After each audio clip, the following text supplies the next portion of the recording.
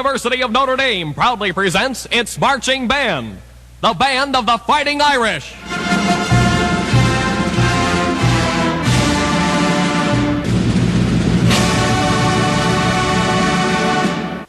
Yes, it's time for our regular American football slot where we take a look at how Notre Dame have been getting on in their program to try and get to a big playoff at national level. And here to fill us in with the details of their final regular season game, which was a trip to play the University of Southern California in Palo Alto, I believe, where the game took place, is our good friend Len Clark. Len, first of all, belated happy Thanksgiving. Thank you, Declan. The Fighting Irish went out to the Bay Area to take on Stanford, unranked. Notre Dame with a record of 10-1, looking to go to 11-1. They get the victory, 45-14. But Declan, in listening to the break while waiting for the interview, there was a song, It Don't Come Easy. And I think that's the perfect song to describe Notre Dame's status right now. Despite an 11-1 record, it's going to take somewhat of a miracle. The football calculus needs to be right, and the gods above need to smile on the Fighting Irish because it's going to be very difficult to get into that top 4 spot, especially after what happened yesterday. So maybe you can explain what happened yesterday in the other context, but was the margin of victory not sufficiently impressive to get us those extra ranking points, shall we say? No, but Brian Kelly did put starting quarterback Jack Cohen in late in the game, trying to engineer one more touchdown to get some style points, if you will. But really it comes down to wins. Yesterday, there was a glimpse of hope because Michigan had knocked off Ohio State to eliminate them from the top 4 contention. And then Oklahoma and Oklahoma State, the Sooners of Oklahoma were winning, but Oklahoma State, with an identical record to Notre Dame, came back to win that game, basically elevating their status. And then Alabama, which has been a top football program for the past decade, was playing their in-state rival Auburn. They were trailing. The game goes into overtime, and somehow good teams find a way to win. Alabama wins. Now, if they would have lost, Notre Dame would have vaulted up into the top 4. But right now, with one more week of conference championships, and remember, Notre Dame does not belong to a conference. No, last not this year season. They participated in the ACC, so they're going to have to sit back. Hopefully, some of the teams will lose. We want Oklahoma State to lose to Baylor. And we're probably thinking that Alabama is going to lose to Georgia to knock them out. So it's going to be a very, very difficult decision for the College Football Playoff Committee. But if they do not get into the top 4 spot, then there's a chance they're probably going to play in the Fiesta Bowl. Right now, speculation against Michigan State. So all Notre Dame fans can do is sit back. I don't want to say relax. You can't do anything about it. Sit back and see where it plays out. So are we waiting for a metaphorical car crash in order to qualify for one of the bigger bowls? Well, I think it's just, I wouldn't call it a car crash. I would think it would be getting on the knees and saying a prayer up above and saying, we need a little divine intervention here. And then where it plays out, it plays out. But yesterday in the post-game press conference, Brian Kelly, who rarely does this, said, we are a top 4 team. Michael Mayer, the tight end, who broke the single-season record for most receptions by a tight end, said, we are a top 4 team. And Declan, I don't like to say this, but there are a lot of people, and there are 2 types of fans in the United States. There are people that love Notre Dame and people who hate Notre Dame. Yes. Michael Mayer is one of the best tight ends in all of college football, and he was left off the Mackey Award list, which recognizes the top tight end. Kyron Williams, one of the top running backs, yes, was left off the Doak Walker list as one of the top running backs. That doesn't mean anything to them. They want to win. They want to get into the college football playoffs. But what it shows is that social media and the voting is really biased because there are a lot more anti-Notre Dame people out there than Notre Dame fans. And so I think what you can take away from this experience is that there needs to be a restructuring of the college football playoff because you've got a lot of teams worthy of playing in the national championship game. So at the end of yesterday, the top 4 teams going in are Alabama, or I should say, number 1, Georgia, Michigan with the win yesterday, Cincinnati, and Alabama. So Notre Dame right now will probably rise up to number 5, and next week we'll just have to find out where the chips lay. Okay. Did Coach Kelly's Chargers come through yesterday's encounter with Stanford with a clean bill of health? Yeah, for the most part, it was a very healthy performance by Notre Dame. They went in there as business as usual. We knew that they were just going to play the type of football that they're capable of, and they really demonstrated that. Scoring 24 points at the half, they led 24-0. Their streak of consecutive shutouts, 3 games, was snapped. Jack Cohn, threw an interception that led to a Stanford touchdown that led to the snapping of 14 straight quarters of Notre Dame's defense, holding an opponent to no touchdowns, and then Stanford did come back with a touchdown in the fourth quarter. The final score was 45-14. This is kind of the range that we expected the margin of victory would be, but Notre Dame, you can still see some things that they need to work on. We did see Jack Cohn throw that interception. Tyler Buckner came in late in the ball game, and he really showcased his skills. Kyron Williams was the leading rusher with 74 yards yesterday on 10 carries, but Tyler Buckner comes in. On his first rush, he goes for 33 yards, and he's the second leading rusher for the Fighting Irish in the game against Stanford. So it's still a work in progress. One negative performance is that we have a rule in college football called targeting. You can't lead with your helmet to make helmet-to-helmet contact. Linebacker Bo Bauer, who has really been a stalwart on defense the past couple of games, was penalized for targeting. He was ejected from the game, which means that he will miss the first quarter of the next game. So that is kind of a downside to the victory yesterday. But it was a typical day at the office yesterday for the Fighting Irish. They accomplished what they wanted to do, win the ball game. They've now won 19 straight games in the month of November. 11-1 record on the year, the only blemish to Cincinnati, which is in that top 4 spot in college football. And so right now, Declan, they're going to have to sit back, as I said, and just see how things play out next week. But we know Notre Dame is going to relish this victory, kind of come back, concentrate on academics, and then get ready for a bowl game, whether it be in the college football playoff or a New Year's Six game.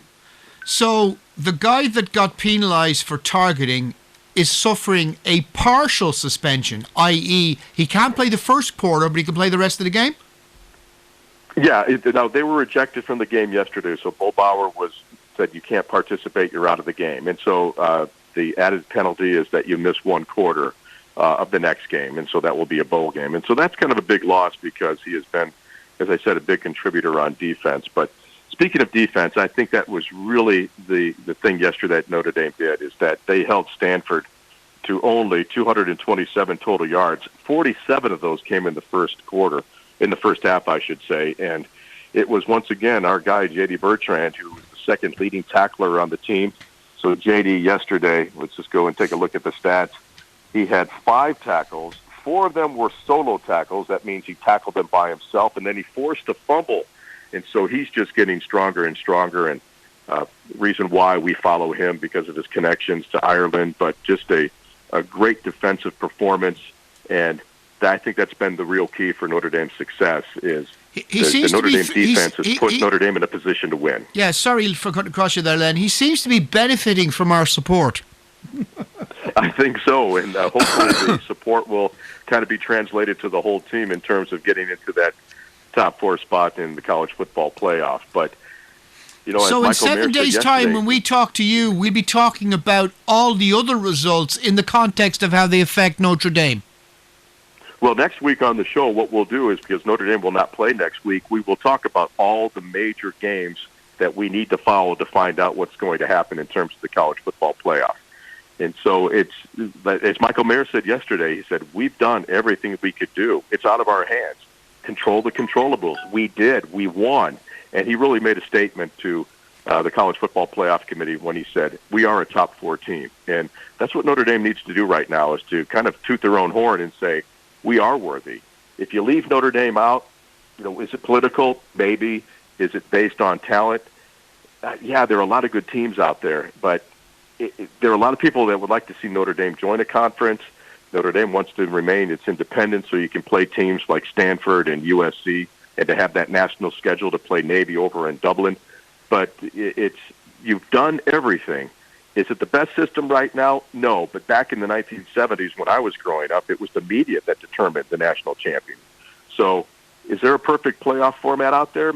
I don't know, but I hope somebody comes up with a formula, because I think if Notre Dame was in that formula, they would control their own controllables and have a chance to play for a national title. Yeah, that's the downside of being independent, I suppose, that there are so many aspects of it. Like, for example, last year when they were part of a conference, they won the conference and they automatically got through to a bowl final. Exactly. And here's the funny thing, Declan, is that when you take a look at college football over the past couple of years, and I know our fans listening on All the Ball have, so look at it this year. Alabama's not going to be in the playoffs this year. Clemson is not going to be in the playoffs this year. That's two giants of college football. Two giants, yeah. The giants of college football. So, and there are a lot of people, Cincinnati is a good team. They beat Notre Dame, but they come from a lower tier athletic conference. And so is this the year that they really push that team? So right now, if Notre Dame sneaks in, hopefully it will be number 4. And if they do get into the college football playoff, there's a chance that they would play Georgia. And if that happens, I think Notre Dame would say, hey, bring it on. Bring on the best competition, because we just want to be in the college football playoff. If you want to play the number 1 team, we're ready to go. Yeah, and all of that will become clear over the next couple of weeks. Exactly, and I know yesterday was a big day for us. You had a chance to be on Game Day AM in South Bend, Indiana on WSBT to kind of talk about the program and the growing fan base of Irish fans over in Dublin, but we're going to need their support, Declan, because it's getting to that time of year where we need as much help as possible, and all we can say is we need the support. It's time for Notre Dame herself to put in a good word with the committee. If anybody's got any pull, please do. Absolutely. Well, we've been named after. The Fighting Irish have been named after Notre Dame, so if she can't put a word in the ear of the good Lord above, nobody else can. After all, you got to listen to your mom, right? We've got a little help on our side, but this is what makes it exciting, the tension, and it's really great for us media types.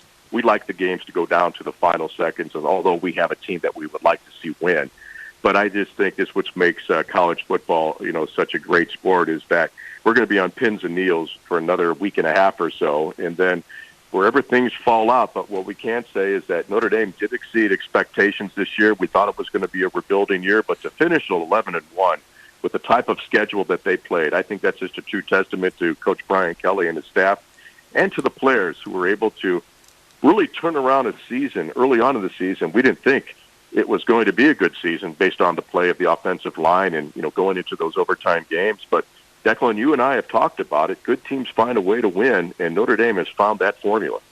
Well, I got to tell you, Len, I'm having a great season with my favourite teams.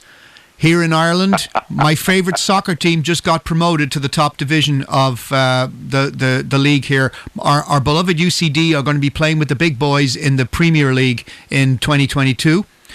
My favourite women's field hockey team got into the last 4 of the National Cup by winning in the quarter-final last night by 4-3. And my beloved Montreal Canadiens finally won a game away from home on the road in Pittsburgh by 6-3. And Notre Dame 11-1. What a weekend! Well, it's funny you mentioned the Montreal Canadiens. I actually, in my prediction, used Guy Lafleur's quote saying, "Play every game like it's your last," and that's what Notre Dame did. They went out there and got the job done yesterday, 45-14. The 6th-ranked Fighting Irish with a win over the Stanford Cardinal. Now the voting will take place in terms of their positioning in the college football poll. We anticipate they'll move up to number 5, but everybody wants them to be in the top 4. That's where we're standing right now. We'll talk about it next week on where Notre Dame's chances lie. So we're going to give an overview on next week's program of how the other games went next weekend, because Notre Dame has a slightly smaller schedule than some of the other colleges. Is that fair? Yeah, because they're not in the conference, they don't play a conference championship. So our Irish will be focused on the SEC championship, the Big Ten championship, and the Big 12. The Big 12 and the SEC one having more impact, but there's nothing more the Fighting Irish can do. They've made their case. They auditioned one final time for the College Football Playoff Committee, and let's hope that some of your luck rubs off on the Fighting Irish in terms of their selection in the next couple of weeks. But right now, just enjoy the victory. get back and concentrate on academics, enjoy this time of year. But you can be proud that Notre Dame did the job that they needed to do. And the great thing, Declan, is that they're starting to ascend. They were dominant. They didn't have to win a game in an overtime. They didn't have to come back and win a victory. And I think those are the style points that the College Football Playoff Committee needs to look at. Yeah, I don't think there were any overtime victories this season, were there? Oh, the first game. First game. That was all against Florida State. That was all. That's why I said that the first part of the season really didn't look like it was going to be Notre Dame's type of a year. But good coaching, proper mentality, overcoming adversity, putting right people into the position, next man in mentality. These all contributed to the type of season that Notre Dame has had this year. And so, as I go back and say once again, they've done everything. Everything has been left on the table. The chips are in. Now let's see if they can get in and kind of win that pot. Okay, well, I think this is a good point in the show to say, go Irish. Go Irish. Pray for the Irish. We're gonna have to do that. A few novenas, I think, might be in order. It's time to light a few candles down at the church. Anything that works. And so, once again, Declan, it was a great season. The regular season concludes at 11-1. It's been a great experience to being on the show once again, but we're not done yet. The ultimate goal is that Notre Dame would have 3 more games to win that national championship. If not, it would be 1 playoff game. It should be 1 bowl game, and we'll let you know in the next week or so where Notre Dame is going to be. Well, we're going to talk to you in 7 days' time when that picture will become a little bit clearer. Have a great week. Stay safe, and let's hope the COVID doesn't reappear back in Dublin. Amen to that. We've already had to shut down contact with South Africa because that's where the new variant is coming from. Well, that's just the downside. But, college football kind of gives us an escape, and we can enjoy life. But now it's back to reality, and as everybody stays safe and just get ready for a holiday season and enjoy each other's company. Well, the immortal words of a well-known commercial, holidays are coming. Okay, Declan. Great to talk to you. Go Irish. Go Irish. And that brings our Notre Dame slot to a close.